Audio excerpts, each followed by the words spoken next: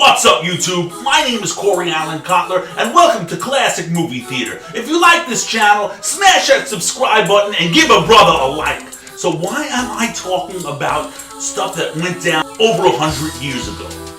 It's insane! That's why it's off the effing chains, what these maniacs did. If they did this shit today, it would go viral beyond belief. But because it was black and white, because the sands of time erased it, because there's ragtime in the soundtrack, because that's all they had back then was a piano. Yeah, that's all they had.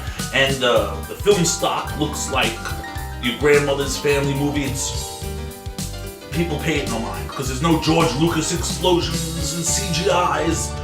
What these guys did with nothing was insane. I know I said that, but I fancy myself a gentleman, and I have a really good command of the English language. But the best words that I can use to describe these silent movie actors, especially the comedians, is they're effing out of their skulls what they did. They invented everything! They invented stunts. They invented improvisation. They invented collabs. Just watch this shit. Okay? And let's break it down for a second, if we may. So the movie that we're going to be watching right now in a little while is called The Knockout. It was made in 1914. The king of comedy in 1914 was this guy named Mack Sennett. There would be no Judd Apatow if there was never a Mack Sennett. He created the game. And at this point, in 1914, Charlie Chaplin was already the biggest thing in the world. What's insane about Charlie Chaplin, let's just discuss Charlie Chaplin for 2 seconds. Alright? Right now, at this point in time that I'm doing this, the year is 2021. Over 100 years ago, Charlie Chaplin was making silent movies. And words cannot describe the originality, the risks. There was no insurance. If you broke your neck, you're dead. As it went for all these silent movie stars.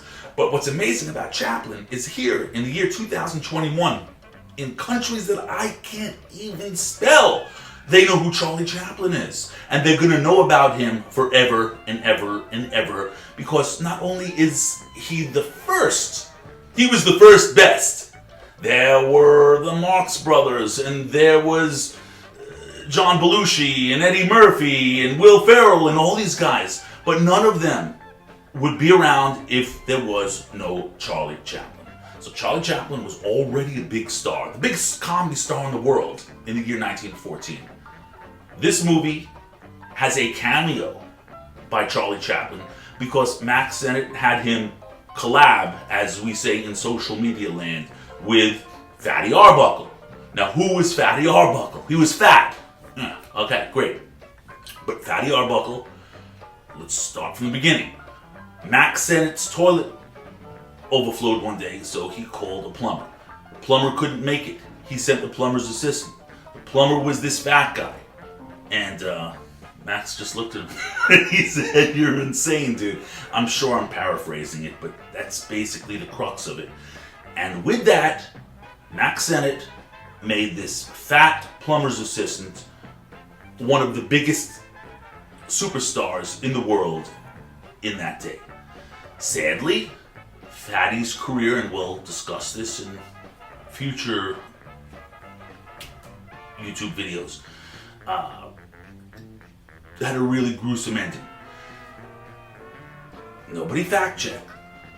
I will repeat, nobody fact-checked.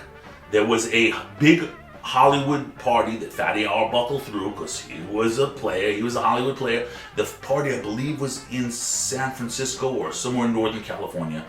And some poor starlet was raped with a broken Coca-Cola bottle or a broken champagne bottle and in her lower extremities, and she died. And the tabloids got a hold of this, and they plastered all over the world that it was Fatty Arbuckle. Subsequently, there were 3 mistrials, and Fatty was acquitted. However, the tabloids did their damage, and William Randolph Hearst painted Fatty Arbuckle as a big fat sex offender. And nobody likes a big fat sex offender. Hence, in 1921, Fatty Arbuckle was blackballed from Hollywood. This movie, The Knockout, however, was made in 1914 when Fatty Arbuckle was at the top of his game. This was a 2-reel movie. The reason I called it 2 reels is because it used 2 reels of film versus being a short.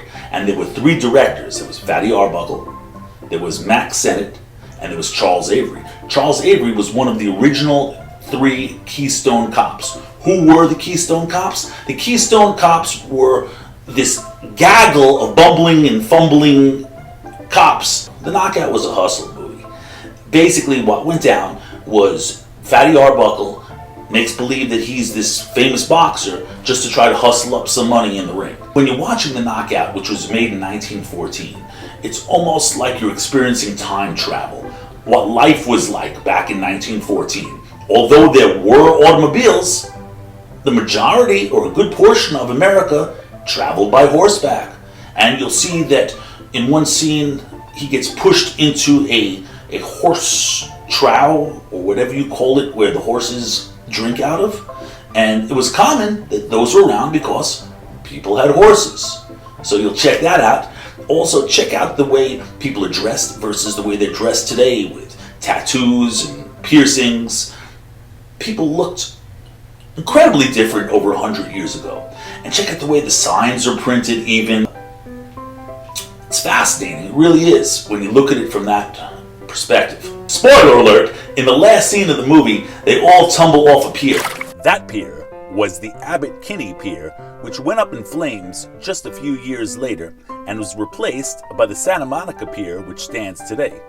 Why do I feel like a tour bus driver? And if you look to the left, you'll see Madonna's house. My name is Corey Allen Kotler. Thanks for checking out Classic Movie Theater, and enjoy The Knockout.